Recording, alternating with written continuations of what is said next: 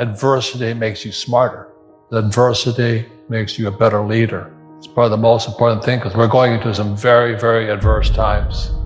I do this because it's proof I said it, if you know what I mean. Because everybody now is a prophet. The biggest stock market crash in history is still coming. And I said, I'm going to change the title to, it's here. This is the biggest crash we'll ever see in our lifetimes. It's called the everything bubble. Everything's going to come down. And that's how you can prepare for it. So for most people, that's bad news. But as I was saying last night, crashes, everything goes on sale. And you can't get rich at that time. You know, like right now I'm in hog's heaven because Saks is always having sales. I'm in there shopping. But the most important thing this country and the world needs, as you know, Europe's in trouble. They don't think the EU is going to make it. China's in trouble. Japan's in serious trouble. The world's in trouble. It's in trouble because of lack of leadership. And as President John Kennedy said, leadership and learning go hand in hand, basically. I'm here to serve those who serve. We need more leaders, ladies and gentlemen. But this country sorely lacks leaders. I'm not Republican or Democrat, but I just can't believe what's going on in our government. I mean, how can they open the borders? How can they cut off the Keystone XL pipeline? How can this guy blame Russia, President blame Ukraine and Russia for our problems? We have food shortages. Sri Lanka, which is the richest island nations in the world, is in rioting right now. So we need leaders. This is a time for you to become bigger leaders, because I think people are kind of waking up that maybe it's our leadership that's the problem. There's a guy named Jordan Peterson who said, if you think tough men are bad, just see the damage a weak leader can do. We've had weak leaders all over the world right now. So how bad do you think market crash is going to be? How bad, how ugly can it get? The worst case, which I hope I'm wrong, be civil war inside America. That's more than a crash, it's a civil war. We need new leaders immediately. So the worst it could get is civil war. I think the best we can express is probably a depression. We're already going into it. As I said last night, you know what we do, we print money to solve our problems. And all that does is increase debt and creates more freeloaders, social welfare. I'm not against social welfare, but don't print money to pay for them. At the same time, our debt escalates. Our debt to GDP right now is 120%. At 90% debt to GDP, we're bankrupt. That means for every dollar we spend, we go deeper in debt right now. So our debt is now in the trillions. I don't know how many trillions it really, I've heard it's 260 trillion. I don't know how they measure it anymore. At the same time, they raise interest rates into a recession. This has never been done before. So that's why I'm saying that somebody intentionally doing something to bring America down and the world down. And there's a video of Trump speaking to, I think, United Nations or something, and he's telling the German contingency back in 2018, he says, don't trust the Russians. Don't depend upon the Russians. And now Russia can cut off their power. So there's something really goofy going on. I'm not privileged to find out about it. I just want to put some fear into you, because the more dangerous the mission, the better you've got to be. I talked about last night how, you know, when I was preparing to go to Vietnam, I was a Marine helicopter gunship pilot. Our life expectancy was 30 days. 30 days.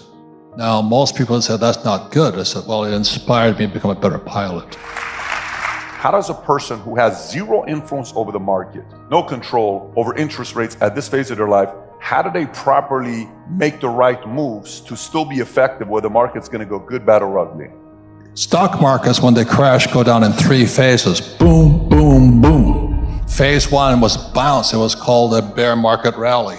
This baby is going down, I hope, because I'm going to get richer. See, the thing right now is if you're afraid, it's because you got bad advice in your head. You're operating on bad information from your mommy, your daddy, your college professor, your school teachers, whatever it is. I get stimulated thinking about a crash, because I'll say it again, the tougher it is, the smarter you've got to be. And then it's your skill set. I'll tell you a quick story. When I came back from Vietnam, I said to my rich dad, I said, I want to be an entrepreneur like you. He says, well, you got to take sales lessons, 2 classes, to take real estate courses, which I did, and you have to learn how to sell. I said, I don't want to know how to sell, because my poor dad always says salesmen were scum. That was my poor dad. That's why he's a PhD. poor, helpless, desperate. He was a great father, but he was a poor man. So finally, I kept arguing with my rich dad. I said, I don't want to learn how to sell. And finally, rich dad said to me, he says, I'm 25, 26 years old, prime of life, Marine, all this stuff. He says, how's your life, Robert? Non-existent. He says, because you can't f***ing sell. This time it's different. This is the new economy. We are just coming out of the longest bull run in history, 11 years.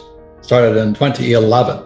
And at 2011, I made the biggest fortunes of my life because that was the MBS, mortgage-backed securities, and the CDO crashes, the real estate crashed. And I backed up the truck and I borrowed $300 million to buy the best real estate all across the Southwest. This is the longest bull market in history.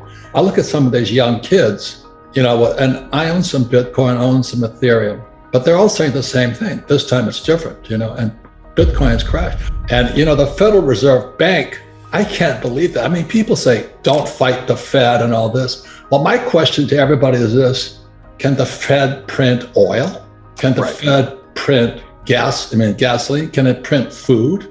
But everybody sits there and they've been brainwashed by Wall Street to go, do as the Fed tells you to do. Well, you gotta be kidding me. Those guys are the three stooges, Janet Yellen, Biden, and Powell. You gotta be kidding me. Why would you listen to them? Volcker saying it's gonna crush, so he raised interest rates, right? So Powell is now channeling the spirit of Volcker.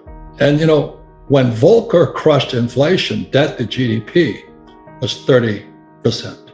And today it's 125% if you believe the numbers. So if he channels Volcker, and the other thing about history will tell you this: there's never been a soft landing. It's more Fed talk. I've made more money in the last 3 years in my whole life.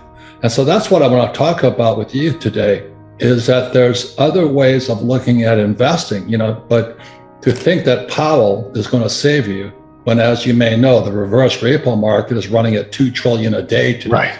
$2 trillion a day, and people are listening to Powell? You got to be kidding me. I own no stocks, bonds, mutual funds, ETFs. I do not touch paper. I'm not saying that you shouldn't, but I think people have been brainwashed by the Fed, the Treasury.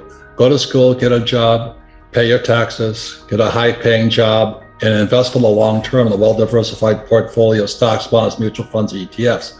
It was in 1974 when I came back from Vietnam, a two-tour Marine helicopter pilot. I saw communism at work. It was not pretty. And I come back in 1974, they passed ERISA. ERISA stands for 401k right now, or IRA. And I went, oh my God, they're funneling my generation, the boomers, into the stock market. And they don't know anything about money. And in 1974, the biggest exodus was school teachers suddenly becoming financial planners. I watched it in horror. That's the poor leading the blind. And today we have baby boomers who are hoping the stock market stays up in their 401k just as Social Security goes bust. You think that's an accident? That's all I'm saying. I'm just a Marine. I'm a dumbass Marine lieutenant. Flew the gunship, went down 3 times. But today I listen to this bullshit and I go, oh my God, how can we be that stupid? Because we went to school, we did as we're told. Don't fight the Fed, do as the Fed tells you, invest for long-term, well-diversified portfolio stocks, bonds, mutual funds, ETFs, and don't worry, Powell is now channeling Volcker. When the debt to GDP is 120%, you gotta be kidding me. So when they were dropping the interest rates, I thought I died and went to heaven because I buy apartment houses. I own 13,000 apartment houses. Every time the Fed dropped the interest rates, it jacked the value of my properties up, but I also improved the properties and I refinance out. So today I own no money in any of my properties. 13,000 units, all throwing cash. They said in a bull market, even idiots feel smart. I'm listening to all these idiots, after 2011, the market crashed in 08 because the repo market went bad. And the repo market is the credit of Lehman Brothers and Bear Stearns was bad. So they hammered Bear, anyway, it's a long story. My friends are all inside that world. But then when it came back out, they just started pumping money. And what they did was they kept printing more money to save a bad economy. It was already crashing again in 2011, but they kept printing money. And today we're going to pay that price. I use debt because debt is tax-free money. What I did was I rehabbed my apartment, 13,000 of them. I just kept buying more with the cash flow, and I'd refinance out as interest rates dropped. So I'm in good shape now. Then I set all interest rates right now. So I use debt. And who's that guy who says live debt free? Well, that's his opinion. I don't do that. I don't flip houses. Remember all those guys who were flipping?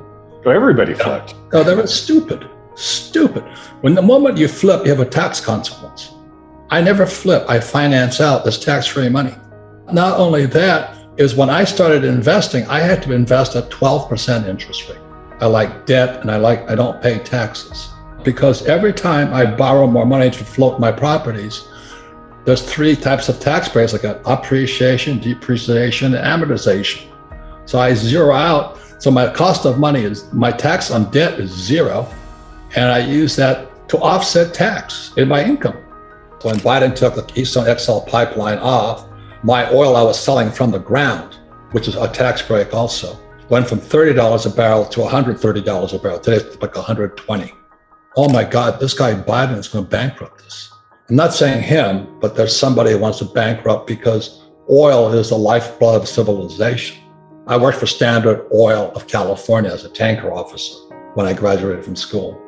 I understand oil. I was on the Alaska pipeline and all this. I'm like, he's screwing us. So when he raises inflation, the poor and middle class will go broke.